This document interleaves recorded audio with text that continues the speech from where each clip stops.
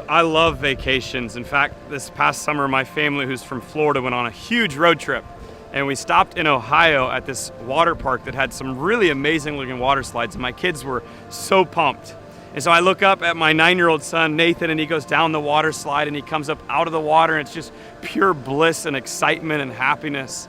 And I look up thinking I'm gonna see the same thing from Brady, but rather I see him turn around, put his head down, dejected, and walk down the stairs. And I said, Brady, what's up? What happened? And he said, you have to be 48 inches to ride the water slide. My son Brady is literally 47 plus inches at this time.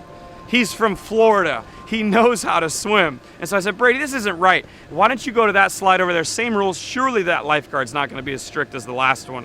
And so he does. And the same thing happens. And at this point, I huddle my boys together and I say, okay, kids, here's what we're going to do. We're getting that Brady, that son of mine, on that water slide if it's the last thing we have to do. And here's what we're gonna do. Brady, I want you to go up. I want you to stand tall this time. I want you to kind of stand on your tippy toes, right? And puff your chest up and look up a little bit because you gotta be confident when you're in these things. And so sure enough, the plan works to perfection. I taught my kids how to lie. And Brady goes down the water slide. And once you go down it once, you go down it every time.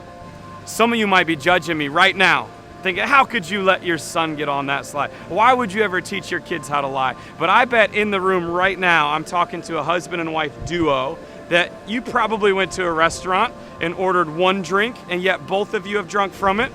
I bet there's someone in the room that might have even snuck some candy or a snack into the movie theater. And possibly even as a kid, you were sneaking into places that you know you shouldn't have been in. All of us have relaxed God's commands. All of us have shaded his truth for our favor. In fact, every single one of us has failed. And as we're talking this week a lot about sin and forgiveness, I bet that there's many of you right now that can think back to something that you said, something that you thought, something that you've done that even still today you are utterly ashamed of. So as we enter into days 13 through 19 of the Red Letter Challenge, we're going to be introduced to the second principle that Jesus calls, commands, and asks his followers to put into practice. And it's a huge one. It's a foundational one. It's this theme of forgiveness. Jesus talks a lot about forgiveness. He talks about how to receive God's forgiveness, and he talks about how we as his followers are to give away his forgiveness to others. But what's crazy is when I've asked people, which one do you struggle with more? Do you struggle more with receiving God's forgiveness for yourself or forgiving other people? More than 90% of people struggle more with receiving God's forgiveness for themselves. And the truth in that is this: you cannot be a really forgiving person unless you have been forgiven by God. And after all that Jesus has done for us, we as his followers, we know what he's saved us from. We know what he's forgiven us from.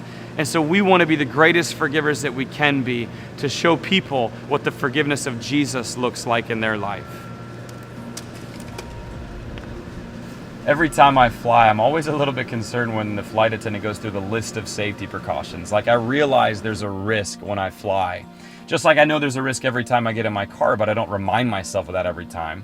And so they'll go through their spiel and they'll have you take out the emergency card in your front seat and talk about all the flotation devices and everything like that. And I'll watch them with the people in the emergency exit rows, make sure they're okay. One of the things I've noticed as a parent is they'll walk down the aisles and they'll stop if you're traveling with a child and they'll say, hey, in the case of loss in cabin pressure, make sure you put the oxygen mask on yourself first and then put it on your child. And that always felt weird to me, especially in our culture where we bow down at the altar of our kids and we'll do anything to serve our kids and whatever they need. And so it feels weird when the flight attendant says to me as the adult, you got to take care of yourself first before you can take care of your kid. Turns out there's good reason for it. When you're flying at such a high altitude and something bad happens, you can actually lose your consciousness in less than 1 minute. And symptoms start coming like nausea and vomiting and blurriness and tunnel vision. And this disease called hypoxia, which is a deficiency in the amount of oxygen your brain has, comes in, and your capacity to do simple things deteriorates. And so you have to put it on yourself first in that first minute. It's so important so you can not only save yourself, but save your child. I think forgiveness is very similar. Many of us are walking around and yet we're walking around with unforgiveness, and the devil wants to keep that on you. but you really won't be a forgiving person until you first have received what God has given to you. Until you put that mask on, that mask of forgiveness that God has given to you, then you can give it away to others.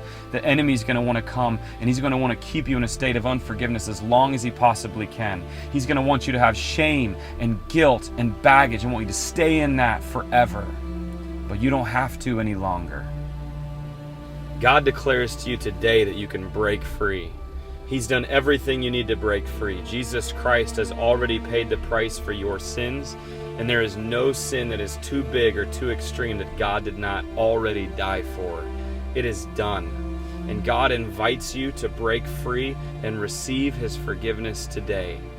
Because once you've broken free, you can help others break free.